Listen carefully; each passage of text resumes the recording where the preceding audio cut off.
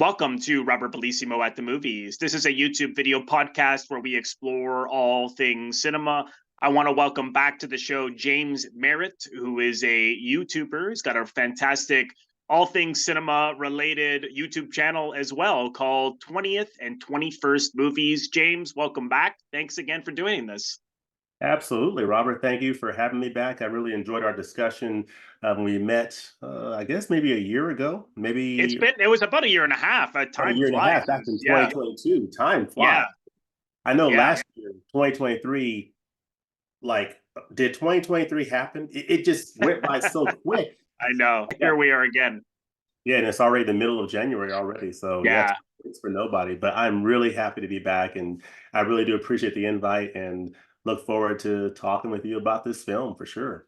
Well, I'm looking forward to diving in because it's a film I saw 5 years ago for the first time, Yeah. and I love it. I mean, I think it is an absolute masterpiece. Charles Burnett Yes. is such a fantastic filmmaker, and I know when we decided to do this, you had mentioned you hadn't seen it before. So, just tell me what was your initial impressions? How did you feel about it on your first viewing? Well, I just want to say I really do appreciate you exposing me to this film because I had never seen it before, had never even heard of it. Oh, really? I have heard of Charles Burnett. Of course, I cover a lot of Criterion Collection content and everything. And the only other film I saw from this filmmaker is this film here, To Sleep with Oh, Angels, yes, yes, that stars Danny Glover. And this is a fascinating film. It came out in 1990, so about 13 years after Killer of Sheep. But I had yeah. never heard of Killer of Sheep. But this is an amazing film. That's a great It film. was a great opportunity to, sort of expand, my knowledge of this filmmaker, which is part of the reason I really enjoy, being on this platform and on the internet talking about movies is I'm always, being exposed to different films, different Mm, filmmakers.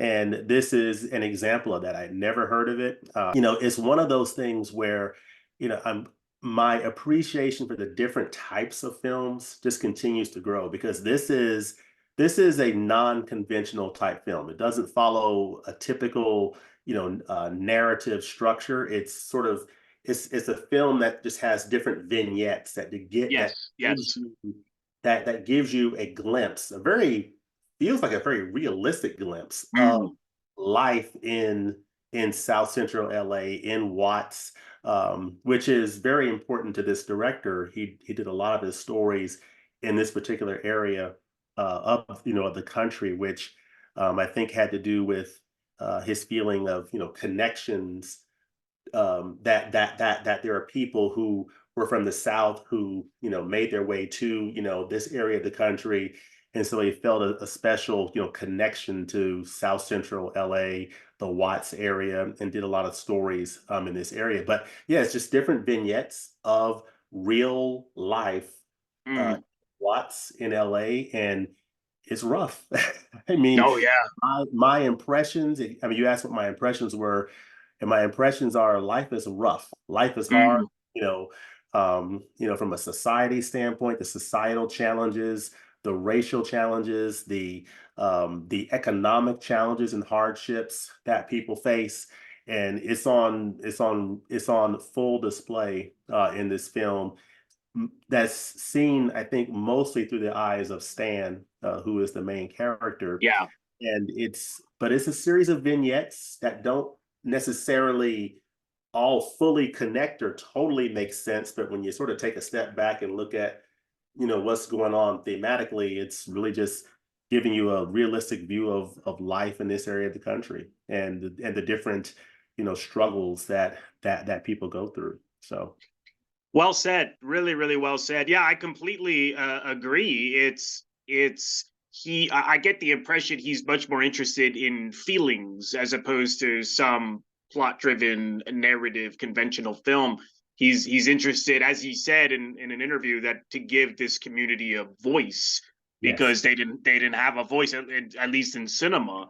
And so he's bringing you right into that world. I'm hesitant to say I'm not a big fan of the term slice of life because it's, what does that necessarily mean shooting someone eating a sandwich or I mean there you know, it's yes, it's minimal in terms of narrative, but at the same time, to me, there is so much going on in the littlest of details. And to me, he's like one of the humanist filmmakers, like Ozu and Renoir. Like he's interested in the people, and you have to just watch the ways in which they interact and the ways in which they're behaving, and to be really interested in that's the story. If there is a story, it's putting all your interest in these people and what they're experiencing. But I was curious, just what were some of the other things you took away from it? I know you mentioned,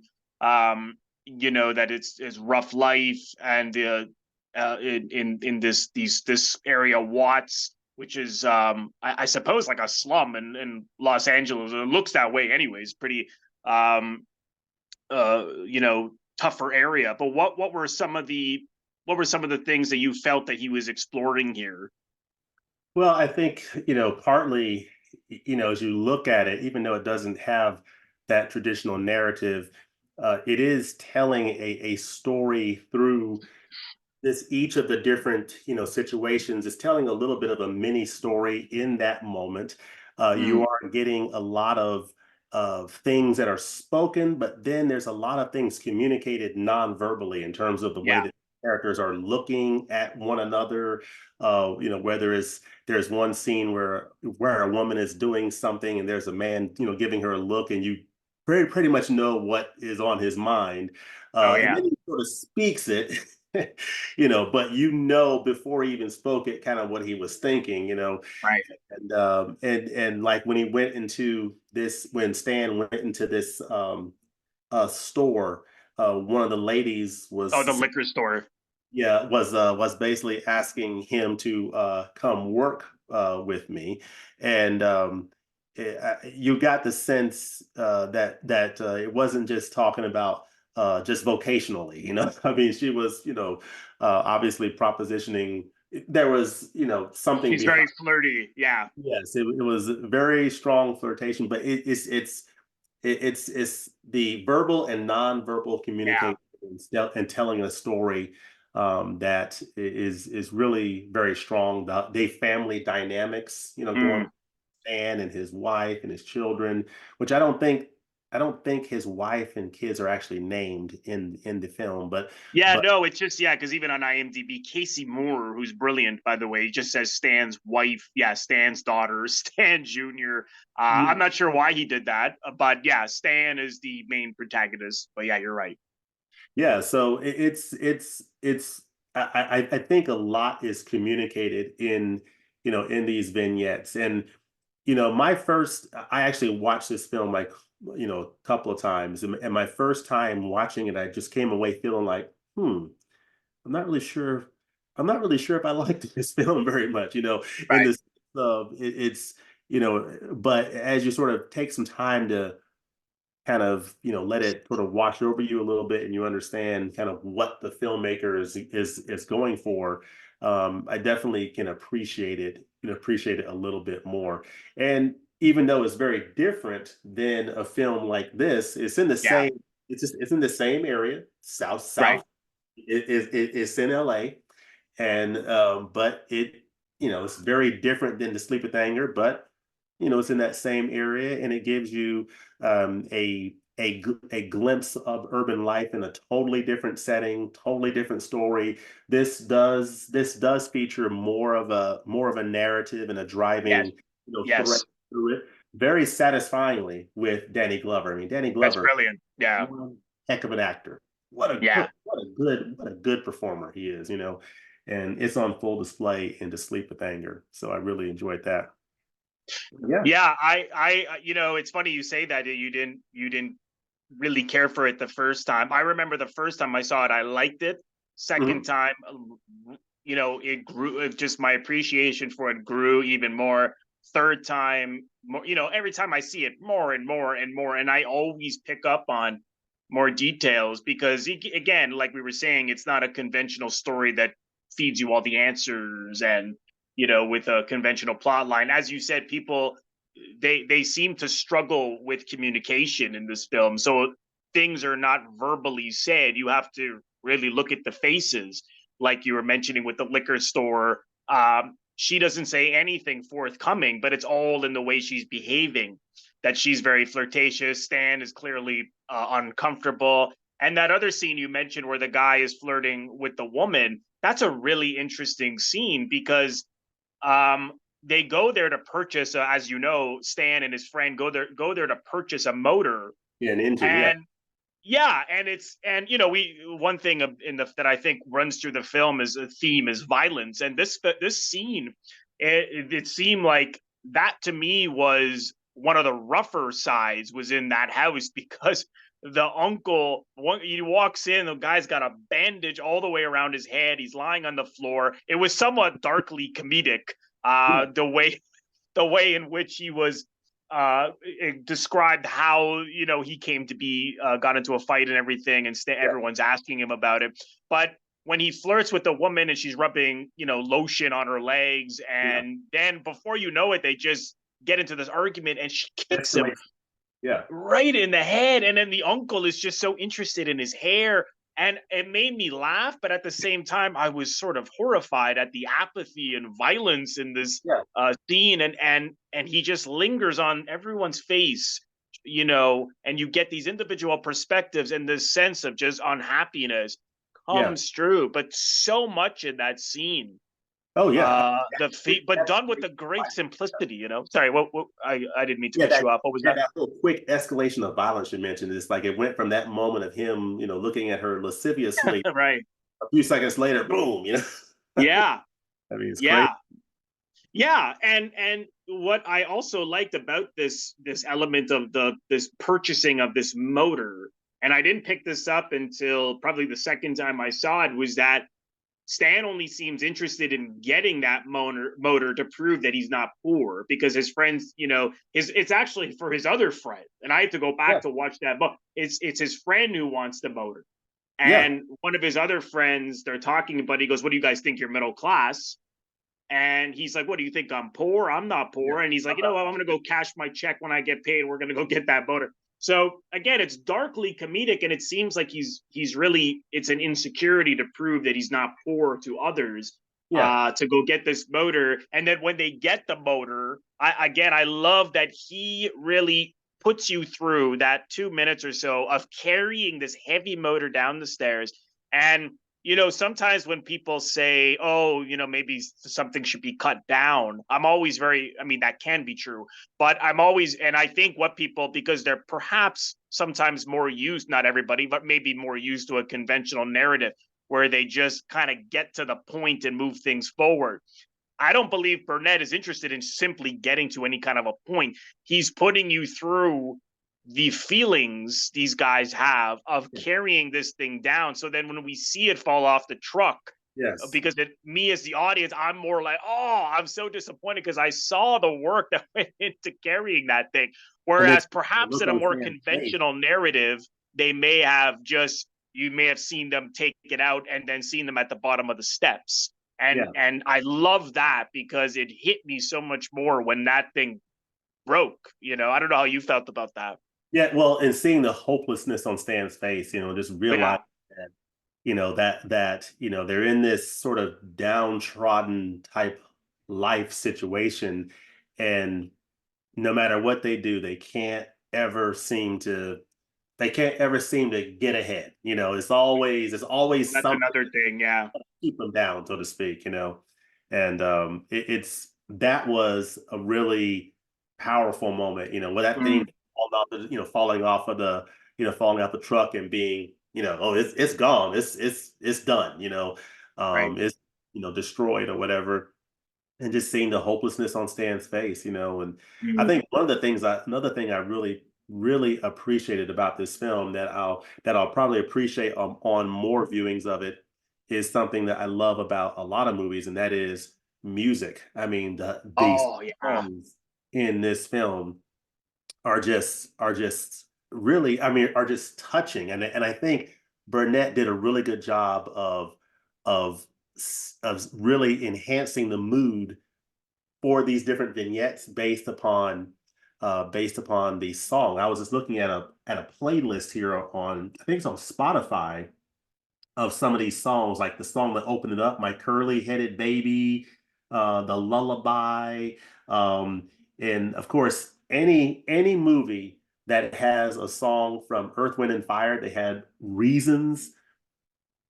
Love that song. And when I Yeah. heard that song, I was like, wow, that is just fantastic. This Bitter Earth. They had a really Oh, yeah. That was a nice, I think that might have been the song when Stan and his wife were, kind of having some Oh, the time, dancing. yeah, dancing together, sort of an intimate moment there. I think that was This Bitter Earth. It was just perfect. I mean, it Oh, was I agree. Yeah. absolutely perfect. I mean, I think the music just played a really nice role in this film, and I thought that was very, very well done. Yeah, This I movie. completely agree. He picks music at the perfect moments, and I mean, which we'll get into later. Some of the trivia behind this is that the music was what got him into some is the reason why he couldn't release it for so long over the Oh, the to get the rights. right to the music, which we'll get into. But you're right, because the music almost seemed to be able to express what these people were feeling that Yeah. they couldn't articulate. Like that song you mentioned, is it This Bitter Earth? I think it's "This Bitter Earth" from Dinah Washington when they were dancing. I think that's the song that was playing. Uh, Yeah, and then they play that at the right at the end when he's back at work pushing the sheeps in. And what's so interesting about that song is that it talks about life being bitter, but yep. then there's a contradiction that says, well, I don't know, I'm paraphrasing some of the lyrics, but that it isn't so bitter after all, or something like that. Or there are moments of things being not so bitter, and that to me is a big part of the film, because as rough and harsh as this film is, there is a great deal of hope and love in it. I find Yeah. love of family, for example, because Stan's wife, early in the film says to him, "Doesn't anything make you smile?" And she says it so sweetly, it almost brought a tear to my eye as he looks so down.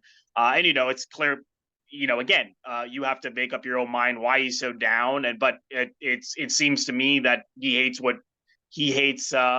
his job, for one thing. Yeah. He early in the film, before he has to go to work, he's rubbing his face. He looks like he's just totally dreading it. So that was certainly one thing among others. But at the end of the film, he suddenly is smiling at her, and so it's these moments of being able to carry on with the next day. He, even when he's talking to his friend early in the film, he puts the hot coffee to his face and he goes, "Don't you just love the heat?" He's like, "It reminds you of like when you're making love." So it's just like it's being finding those moments in the day that we take for granted.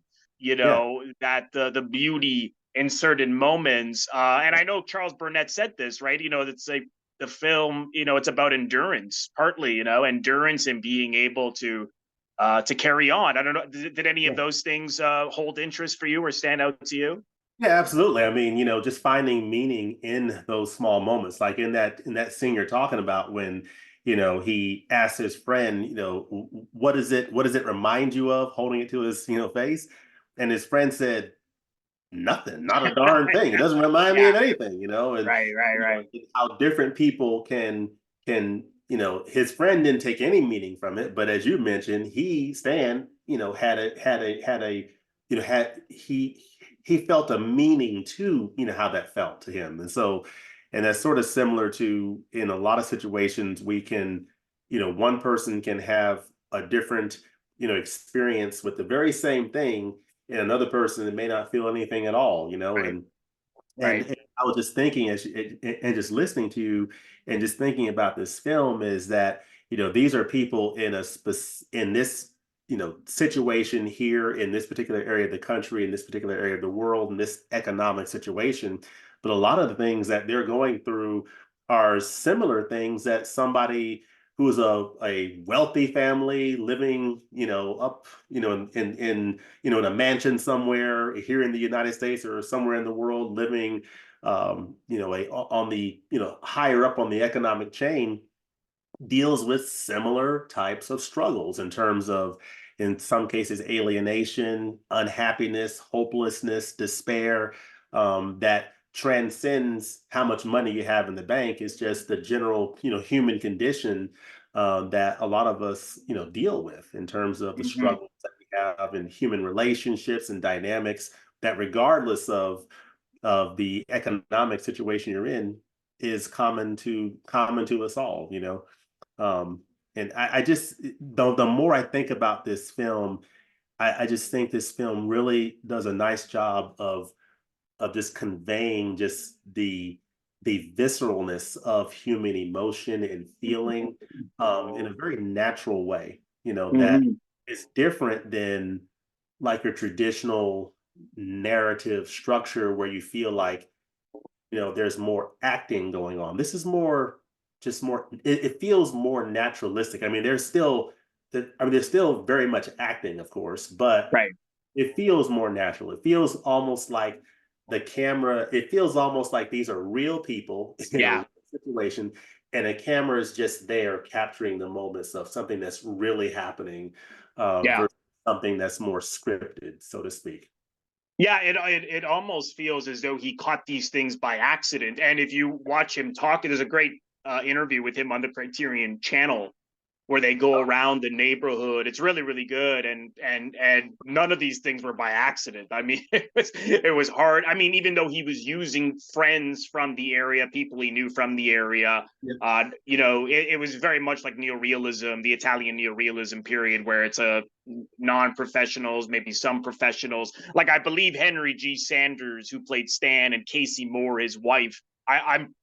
I'm pretty sure, I'll have to look it up, but I'm pretty sure that they were actors, that they're still alive, that they are actors. Yeah. But yeah, I think his everybody wife, else is. I think Stan is alive still. I think the woman who played Yeah, his he's alive. away. Casey, Kaycee Moore, did she die? 2021. Oh, she did pass. Okay. Yeah, So she's brilliant. She was also in Blessed Her Little Hearts, which I highly recommend. That Burnett was the cinematographer on and wrote it, but he didn't direct it. But that is also she's actually has I mean, this is a very obviously a very important part, but even there you see it's the size of her role in that is even bigger. But you said something that I've really interested me, which is this, the film sort of is transcendent in the sense that, yes, this is about black lives in a black African American neighborhood in Watts and about their struggles. But it's interesting because he never explicitly talks about race. Race never comes up. Where I think if you saw, it's not like you see like a white person come in and say all sorts of terrible racial slurs towards them, so that it's sort of obvious that they're in these areas because of the color of their skin, unfortunately being treated, like second class citizens. I mean, this is the 70s, right after the civil rights movement and such. But you're right, like it does transcend that, because I think there's a lot here that anyone can relate to, like not being happy with their job, the wife who cannot reach her husband and is trying desperately to do so. Their communication is lacking, and just love of family and finding, it almost had elements of like It's a Wonderful Life in it. A yeah, much rougher version of that film to me, because that film's rough, but ultimately, George learns about, comes to appreciate things he has, and I think in a way Stan does, even though we don't see any kind of arc. It's just like anything else in life. You can suddenly just sort of one day be in a terrible mood, and things are so bad, and just maybe have a moment of happiness the next day. We don't have to see some big event, which again is what I love. It's just it feels so organic, and you can totally look at these faces, and these are human beings, right? And forget about, it's not forget about the race elements, because I think that's very important, but it transcends that, and it's humans. It's humans. It's the struggles. Like there's that great close up of Stan's wife, and she's trying not to cry as she's looking at Stan, and he's cuddling the daughter a little bit, and it's just beautifully performed as she's choking back the tears. I don't know how you felt about, if you wanted to elaborate on anything there with in terms of transcendence or. Yeah, absolutely. I mean, I think you hit on it perfectly. I mean, it is, and this film does deal with the race and the systemic issues sort of indirectly, as you're saying. Indirectly, It exactly, doesn't yeah. hit you over the head with it, but what it does, as you mentioned, is that it doesn't hit you over the head with it, but it is right there in the sense Mm, just showing the situation that these people are in, the limited opportunities, the pervasive inequalities that are just clearly evident that they're living through, without even coming out and saying it. Just sort of speak exactly, to, well, there's a reason. There are reasons that have contributed to these folks being exactly, in the yeah. position they're in, and without coming out and saying it, people know what it is. It's obvious, yeah. It's obvious. It's not something nobody's coming on the monologue or preaching it, or beating your. Right. It's just showing life, Yes. and the way it is, and the way things are, and the unfortunate realities of it. Hmm. And I really do, films like this really do just sort of give you almost as close to real life Mm, as you can get. Um, and I do like the way films like this kind of make me feel, in the sense of you just sort of walk away feeling like you're seeing something a little bit closer to reality than a yes, typical exactly. narrative scripted film. To your point, this is it's not there is structure and direction, Right. but it's not as obvious as your typical film. Yeah, no, absolutely. I completely agree. And as we said earlier, there's something that really interests me is this element of violence in the film. Not that there's a lot of violence in the film, but it opens with I imagine that Stan as a kid. It opens with I love the way he did it. It's a close up on his eyes, and you hear this man lecturing this boy, obviously his father, and then it zooms out and we see the two of them, and he's telling him to basically be violent against people. As his brother got beat up, and he says, if you see your brother get beat up, you got to get a brick, and if they're, hit them, and if they're too big, come get me. And then I imagine that was his mother who comes and slaps him, and then they cut to him older. And this is Yeah, really interesting because when you see him talk to his kids, not that he's always maybe not that he's always hard on them, but he is sometimes pretty harsh with them, and he nearly leaps at his son when the son is antagonizing the sister, and you see he has this bolt of anger, and he chases him out of the house. So he's connected to violence, and I think the film was showing that it begins in childhood because the parents are dealing with things that are very hard and very harsh, and that is leading to this kind of communication, this kind of behavior. And I think that's also why he's often cutting to kids playing in the neighborhood. There's no parks, right? They're throwing rocks at each other, and they're holding up box as a game. And I know kids roughhouse, but this is a little rougher. I mean, there's one scene where he focuses on a kid who's crying after getting hit with a rock. So they're it's interesting to me, this element of violence. Again, it's not it's subtle, but yeah, it's showing that it's leading to this unhappiness and this, again, lack of communication, just like we said earlier with the woman kicking the guy in the head. yeah, um Things like that, I found that to be very interesting. I don't know how you felt about that yeah. That violence in the opening, film. I think that opening definitely. I mean, it gets real from the jump. I mean, with that father, with Stan's father talking to him, and in that way, it's like, my Yes, goodness, you know, I mean, it really, sets the stage, for he this. kicks it off. I love that. I love when Yeah, I films mean, do kicks it that. They off just, with yeah, that type of just real, visceral, in your face, and then it just gives you a glimpse of, okay, this is going to be a pretty, rough life here, that we're in, yes, and the rest of the film kind of plays out, along that narrative. I mean, along with I remember that scene with those guys oh yes, yes, coming to the house, perfect and example. basically, I think they were hitting him up for money, I think, Well, they or wanted him to go in on some kind of, it looked like robbery or something, and they okay, yeah. even they even say murder doesn't make you squeamish, you know. And yes, And then, yes, that's a great. But I'll let you and then his collaborate. wife Continue. basically, and then his wife gives him a piece of her mind. Oh, I I mean, love that. Yeah. it was. I need to go back and revisit that scene, but that was pretty intense. Um, Yes, I love that scene. And as Burnett says, Stan has his principles. He will not stoop to their level and of going out and basically becoming criminals. At the same time, everyone is treated with the utmost empathy and compassion in the film, even these men, because as they say, as he explains to Stan's wife when Stan comes out, and his wife says, "Why do you always want to hurt somebody? Why don't you use your brain instead of your fists?" And then they say, "Well, I've been brought up in violence my whole life, and they say something like that, which I thought was very interesting. And again, it empathizes with why these people are making these choices because they feel it's the only choice, you yeah, know.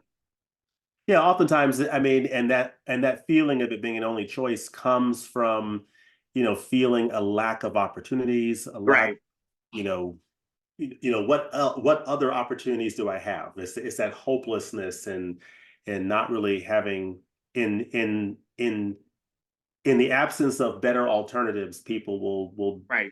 do the best they can based upon what they know, and Yes. that's the unfortunate reality in a lot of these situations, and it Mhm. sometimes leads to bad choices, unfortunately. Exactly.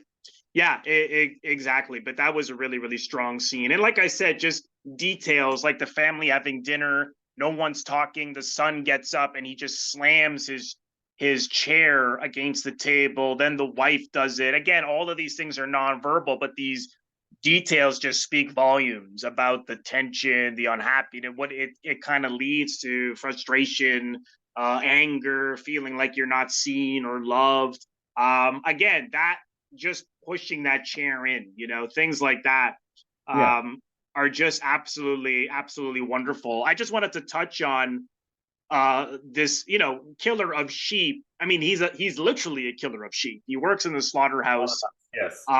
and as you see, he kills sheep in in the slaughterhouse. Did you feel the sheep was a metaphor for something? Um, I do think so. I have to think a little bit more on what the filmmaker was going for with that. But yes, he works in the slaughterhouse. I did notice that it felt like a bit of a tonal shift in terms of the, from a sound standpoint, the way it sort of sounded in that slaughterhouse versus, in the neighborhood, or in those scenes where there were those musical elements playing. It was a completely different situation in the slaughterhouse. But I'm trying to think in terms of Right. what exactly, he was going for. Well, even just your own take, right? I mean, that's it's. I don't, I think the great thing about a work of art is what the viewer sees, right? So, I mean, whatever. I mean, for whatever you felt that, because it's interesting. Why use it? Why cut to it? There's got to be something he's he's expressing, but also something for people to pick up on. Because as we've said, nothing is just explicit, or he's not saying this is what this means. It's sort of up to you. So I was curious if you had any feelings on that. Yeah, I think, I mean, overall, I would just say it just felt like it was an extension of just the hopelessness and despair in his life, and that was probably, one of only a few options that was available, to him.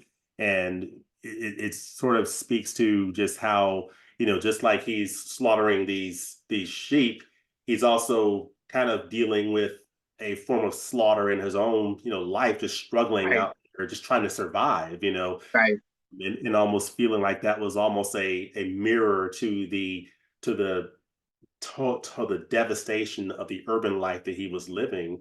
Hmm. And seeing and just sort of seeing, the sort of slaughter going on in, real life on the human side, in terms Yeah. of people losing their lives and people, going through the despair of the life that he was living, whether they were losing their lives or just losing their hope and losing peace, hope, for tomorrow. And Yeah, so, and also just that these sheep are, as we've seen, they're treated as worthless, undervalued, killed, and thrown away. And I think ultimately that's how he felt in a number of the characters.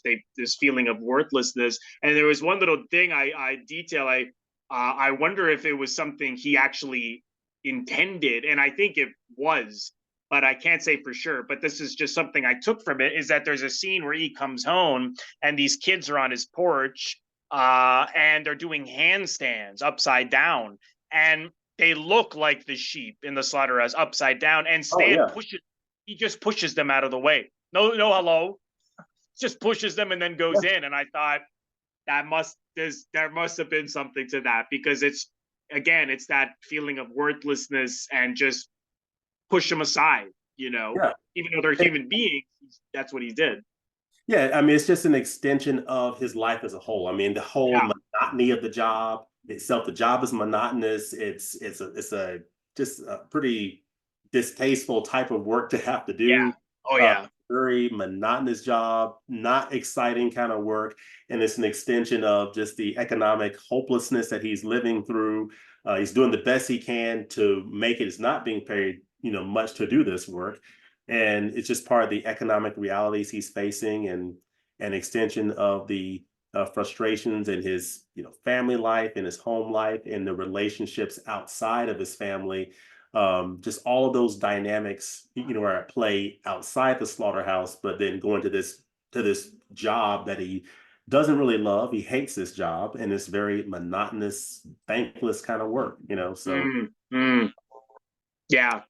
Yeah, that's really, really well said. More or less how I saw it. I just wanted to point out a couple of interesting things about this film that we touched on. So he shot it primarily in. I'm just reading off Wikipedia here. He shot it primarily in '72 and '73, and it was originally submitted by Burnett to the UCLA School of Film in 1977 as yeah, his Master of Fine Arts thesis. yeah, And what's interesting is that it premiered at the Whitney Museum of American Art in New York on November 14th, 1978. It did not receive a general release because Burnett had not secured rights to the music used in its production. The music rights were purchased in 2007 for $150,000, and the film was restored and transferred from a 16 millimeter to a 35 millimeter print. So it's so interesting that 30 years later, it gets a DVD release and a theatrical release. That didn't happen until, and apparently, yeah, Steven Soderbergh and Milestone Films produced the DVD in 1990. It was selected for preservation in the United States National Film Registry by the Library of Congress as being culturally, historically, or aesthetically significant. So that's just so fascinating to me, that you would think that you shot this thing in '72 or '73. No one actually saw it until '78. And then in the early '80s, he won an award for it, like almost 10 years after he shot it. And then it wasn't released theatrically until 2007, which is it, yeah, because a lot of those songs were hits. So I mean, he probably could not afford to get the right. So I find that so fascinating. I mean, how rare and is on a that pretty a low, movie, and obviously on a pretty low budget, and yeah, 10 I grand.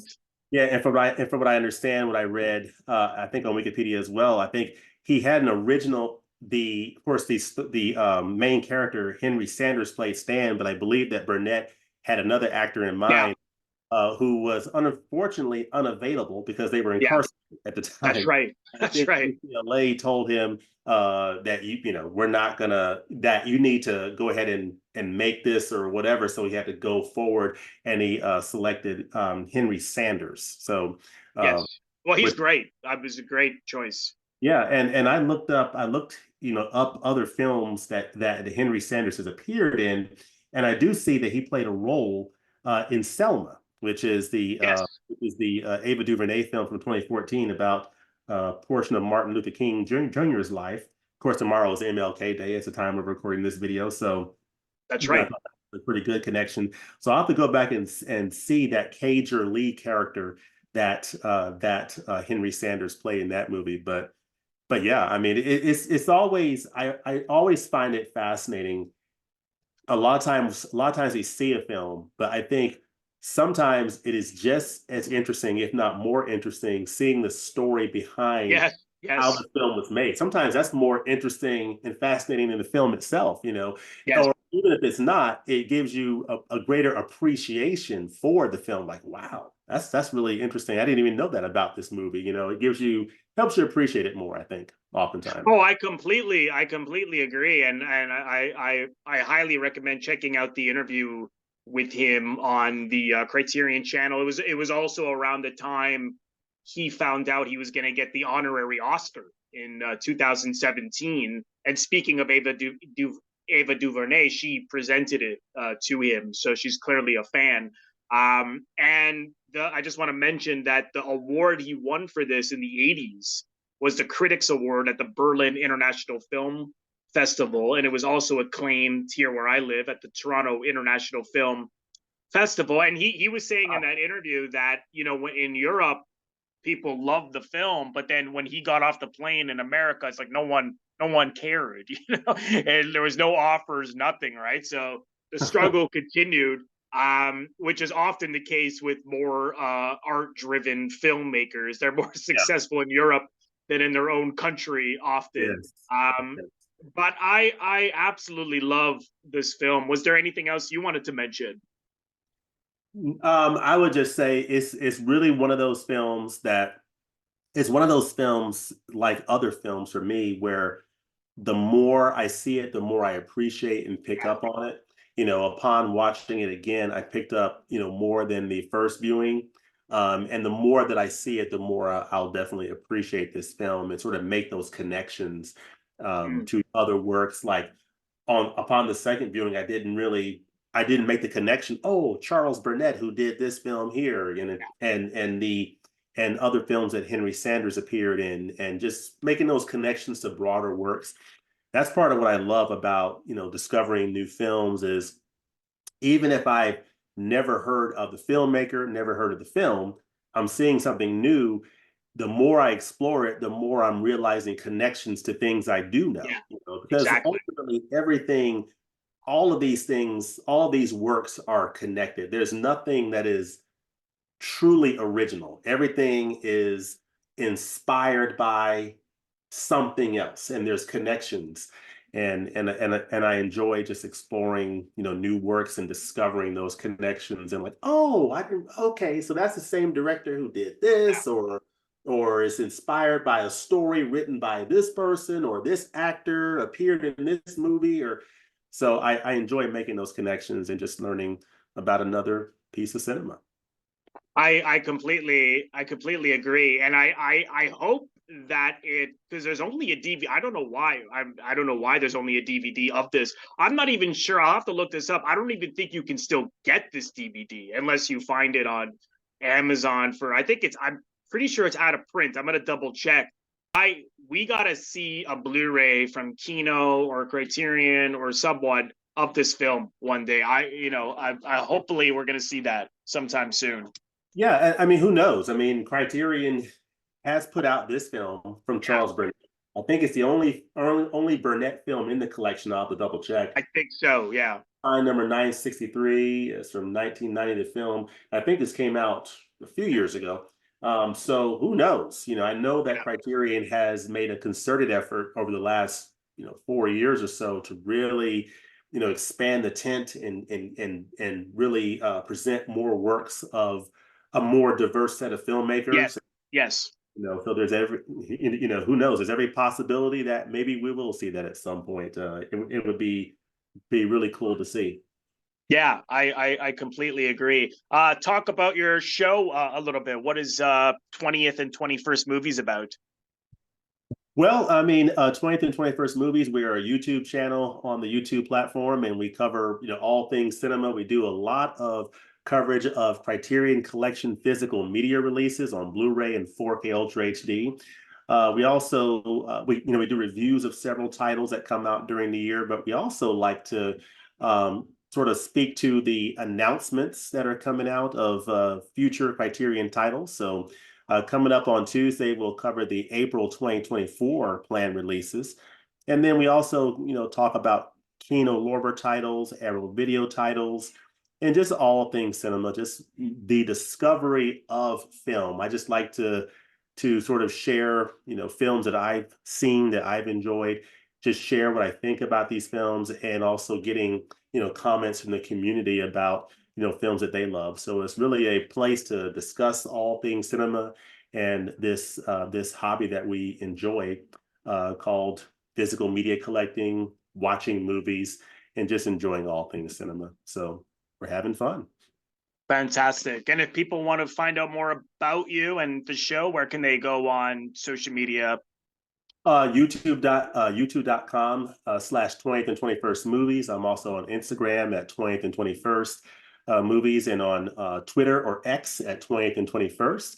So those are a few of the social media platforms that I post a lot of content on. So would love to for folks to find me there, and to drop me a comment, drop me a line. I think one of the things I really enjoy is hearing from people about, hey, have you seen this film, or have you heard of this director? And oftentimes the answer is, no, I haven't heard of that director or that film, but I will check it out. And when I do, I'm discovering something new and something, more to share with the community. So enjoying the discoveries, and just enjoying exposing others to great films as well. Great. I really Fantastic. do appreciate you having me, Robert. As always, I'm glad we were able to connect again, from a year and a half ago. So it's great to come on and have a discussion with you. Great. Well, my pleasure. And I will leave the links in the description box below, where you can follow James on social media, subscribe to his wonderful YouTube channel as well. So check it out there. And James, thank you again. This was such a great conversation. I really enjoyed reviewing this film with you. And let's do it again sometime down the road. Absolutely, anytime. And at some point I need to have you on 20th and 21st movies as well, Robert. Oh, I'd love to. Thank you so much, everyone, for watching. I want to thank all of my members on Patreon. If you're interested in becoming a member of my Patreon, head over to the link, patreon.com/Robert Bellissimo at the movies, for full details. Patreon is exclusive content that I create month in and month out. And as a subscriber, you are able to vote on polls and contribute to what I do on Patreon month in and month out. So head over to the link for full details. You can also leave a donation directly to my YouTube channel by pressing the thanks link, which you will find directly below the video frame. Just click on the thanks link and you can leave a donation there if you choose to. And lastly, if this is your first time here, please consider subscribing. It is absolutely free to do so. By pressing the Robert Bellissimo at the movies logo, you will see it floating above my head in the top left corner. To your top left, in just a second, just click on that and then click the bell in order to get a notification every time I release one of my new episodes. Also click the like button and leave a comment below. Let me know what you think of this episode.